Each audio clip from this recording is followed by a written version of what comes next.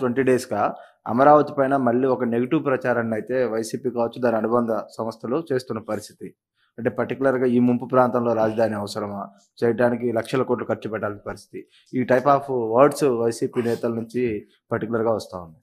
ఈ తెలివైన మేధావుల్ని చెన్నైని మార్చేయమనండి, బెంగళూరు సిటీని మార్చేయమనండి, బాంబే సిటీని మార్చమనండి, హైదరాబాద్ సిటీని మార్చమనండి. బుద్ధి జ్ఞానం ఉంటే మాట్లాడడం మానేయమనండి, బుద్ధి జ్ఞానం లేకపోతే మాట్లాడమనండి. మీ ఇంటి మీద నీళ్ళు వస్తాయని ఆకాశంలో పోతావు నువ్వు, ఇంటికి నీళ్లు రాకుండా చూసుకోవాలి. ఊరికే మర్యాద చెప్తే మర్యాద కూడా లేదు వీళ్ళకు. మర్యాద తెలుసుకునేది నేర్చుకోవాలి. ఇంకొకసారి మాట్లాడితే ఆ నాలుకలు తాళాలు వేయాల్సి వస్తుంది. వాట్ నాన్ సెన్స్, ఏంటి తమాషగా ఉంది. ఇన్నింటి వాస్తవాలు లెక్క పెట్టుకుంటూ రాజకీయం కోసం అసహ్యమైన రాజకీయాలు చేస్తారా మీరు? కకృతి రాజకీయాలు పడతారా మీరు? మాట్లాడేవాళ్ళు లేరని మీ ఇష్ట ప్రకారం మాట్లాడతారా? విషం కక్కుతారా? ఎందుకంటే విషం కక్కడం? విశాఖపట్నం ఉదూది ఏమైంది? నేను పులివెందుల్లో పెడితే ఏమవుతుంది?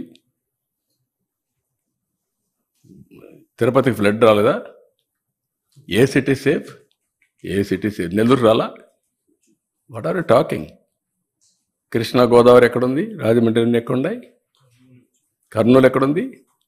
మోస్ట్ అప్పర్ రీచ్లో ఉండే కర్నూలు ఏమైంది? కర్నూలు కొట్టుకుని పోయే పరిస్థితి లేదా? బుద్ధి జ్ఞానం ఉండాలి మాట్లాడాలంటే.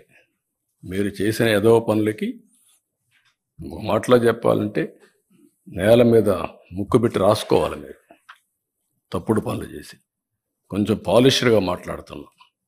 పాలిష్డ్గా మాట్లాడితే వాళ్ళకి ఎక్కదు. ఎక్కని వాళ్ళకి ఏం చేయాలో కూడా చేసి చూపించాల్సిన అవసరం ఉంది. అదే జరుగుతుంది రేపు. మొన్న చూశారు మీరు, అక్కడ పోతే వీళ్ళని ఏం చేశారు? అదే జరగాలి ఈ రాష్ట్రంలో. కనీసం దిగారంటే మీరు నీళ్ళల్లో. ఈస్ట్ గోదావరి జిల్లాకు పోతే రోడ్డు మీద తిరిగి మీరు వస్తే మీకు బాధలు తెలుస్తాయండి. మీకు నీళ్ళల్లో దిగనవాడు, బురదలో దిగేదానికి నీకు ఆలోచన చేసేవాడు నువ్వు ప్రజాసేవ పనికొస్తావా? నువ్వు అంటే ఏమనుకుంటున్నారు మీరు?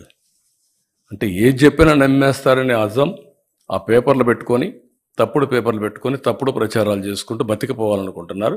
ఆ ఆటలు సాగవు. అది గుర్తుపెట్టుకోమని హెచ్చరిస్తాను. అందుకే ప్రజలు కూడా 11 సీట్లు ఇచ్చి ఏ విధంగా తీర్పు ఇవ్వాలని ఇచ్చారు. That it self is an indication. ఊరంతా ఒక దారి, వీళ్ళది ఇంకొక దారి అంటారు. ముసలివాళ్ళు అంటే నడవలేని ముసలివాళ్ళు పెన్షన్ డబ్బులు తీసుకొచ్చి ఇచ్చి ఒక నెల నాకు పర్వాలేదు, లేకుంటే 4-5 నెలలు నేను సేవ్ చేసుకున్నాను, ఈ డబ్బులంతా ఇస్తానని చెప్తే బుద్ధి జ్ఞానం ఉందా మీకు? ఎంత రెస్పాన్స్ అండి? వై పీపుల్ ఆర్ గివింగ్ అంటే అమాయకులు వాళ్ళు. ఒక విపత్తు వచ్చినప్పుడు ప్రవర్తించవలసిన తీరది. వాళ్ళు మనుషులు. నువ్వు మనిషి కాదు కాబట్టి, ఈ పార్టీ మనుషులు కాదు కాబట్టి ఇష్ట ప్రకారం మాట్లాడుతున్నారు. మానవత్వం లేకుండా మాట్లాడుతున్నారు.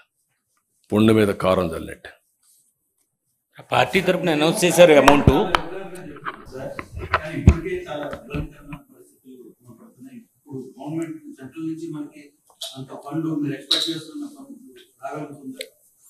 నేనేమంటానంటే, ఏది ఉన్నా కూడా, ఎన్ని కష్టాలున్నా అధిగమించాల్సిందే కదా. 10 మంది నేను నా లైఫ్లో చాలాసార్లు చూశాను. ఈరోజు కూడా క్యూ కట్టి వచ్చారు. 1.5 hour ఇక్కడ నిలబడుకొని నేను చెక్కులు తీసుకుని సరిపోయింది. ఎక్కడో ఉండేవాళ్ళు వచ్చి లేదు మేము కూడా ఇవ్వాలి అని వచ్చి ఇచ్చే పరిస్థితి వస్తున్నారు. అంటే ప్రతి ఒక్కరూ ఒక చేయూతనిచ్చే పరిస్థితికి వచ్చారు. కొంతమంది రాష్ట్రం పైన విషం గక్కే వాళ్ళు తప్ప, విద్వేషాలు రెచ్చగొట్టి రాజకీయ లబ్ధి పొందాలనుకున్నాడు తప్ప ప్రతి ఒక్కడూ వస్తున్నాడు. ఈ రాష్ట్రంలో పుట్టినవాడు కానీ, మానవత్వం ఉండే వ్యక్తులు కానీ, బయట వాళ్ళు కానీ అందరూ కూడా స్పందిస్తున్నారు. వాళ్ళకి రాష్ట్రంలో ఉండే ప్రత్యేకమైన పరిస్థితులు అర్థమైన తర్వాత అందరం కూడా హెల్ప్ చేయాలి. సాటి మానవుడిగా ఒక వ్యక్తి కష్టంలో ఉన్నప్పుడు ఆదుకోవడం మన బాధ్యతను అందరూ వస్తున్నారు. వాళ్ళు వెల్కమ్ చేస్తున్నారు. అందుకే నేను కూడా ధైర్యంగా ముందుకు వెళ్తున్నాను. No question of compromise. ఇబ్బందులు వస్తాయి, ఐఎమ్ ఫీలింగ్ తాత్కాలికం. ఎట్లా స్ట్రగుల్ చేయాలని చేస్తాం, ముందుకు వెళ్ళిపోతాం. ఇంకొక గంట ఎక్కువ కష్టపడతాం, లేకుంటే ఇంకో 2 రోజులు ఎక్కువ కష్టపడతాం. That is only the way. ఇక్కడ మున్సిపల్ ప్రాపర్టీ ట్యాక్స్ కూడా 3 నెలలు అదే 3 నెలలు టైం ఎక్స్టెండ్ చేస్తున్నారు ఈ 32 వార్డుల్లో. ఇది కూడా చేసి వాళ్ళని ఆదుకుంటాం. అదే మరి ఇంకొక పక్కన ఇది ఒక ప్రాబ్లం అయితే విశాఖపట్నం స్టీల్ ప్లాంట్ అది కూడా కావాలని రెచ్చగొట్టే పరిస్థితికి వస్తున్నారు. ఓకే, దాని గురించి నేను పెద్దగా మాట్లాడడం లేదు. రెచ్చగొడితే రెచ్చిపోయాడు కూడా ఎవరు లేరు ఇక్కడ. విశాఖపట్నం అనేది తెలుగుదేశం పార్టీకి ఎన్డీఏ కూటమికి ఒక స్ట్రాంగ్ ఇది. ఆ ప్రాజెక్టు కూడా ఆ స్టేజ్కి రావడానికి వీళ్ళు కారణం. ఎప్పుడు కూడా ప్రాజెక్టు మీద శ్రద్ధ పెట్టిన దాఖలాలు లేవు. ఇంత మునుపు కూడా నేనే కాపాడాను ఆ ప్రాజెక్ట్ని. వాజ్పేయి గారి పీరియడ్లో రీస్ట్రక్చరింగ్ చేసి అప్పుడు కూడా అడిషనల్ ఫండ్స్ అన్ని పంప్ చేశాం. అప్పుడు స్ట్రీమ్ లైన్ చేశాం. ఇప్పుడు కూడా నేను ఆలోచిస్తున్నాను మళ్ళీ. మొన్నే మాకు ఒక మీటింగ్ జరిగింది. కుమారస్వామి గారు ఫైనాన్స్ మినిస్టర్ నేను డిస్కస్ చేశాం. ఈరోజు మళ్ళీ ఒకసారి మాట్లాడాను. ఇప్పుడు ఒక కొత్త డబ్బులు కూడా రిలీజ్ చేసి దాన్ని ఆపరేట్ చేయడానికి ముందుకు పోతున్నారు. ఇది అయిన తర్వాత మళ్ళీ ఒకసారి కూర్చుంటాం. ఎంప్లాయీస్ కూడా ఒకటే చెప్తున్నా, అక్కడ ట్రేడ్ యూనియన్ లీడర్స్ కూడా ఒకటే చెప్తున్నా, మనం ప్రాపర్ మేనేజ్మెంట్ పెట్టుకోకుండా ప్రాజెక్ట్ని రివైవ్ చేయకుండా కష్టపడేదైనా ఉంటే technical problems, logistic problems, administrative problems ఉంటే అవన్నీ సార్ట్అవుట్ చేసుకొని బెస్ట్ మేనేజ్మెంట్ పెట్టుకొని శాశ్వతంగా దాని లాభాల బాట పట్టించాల్సిన బాధ్యత ఉంది.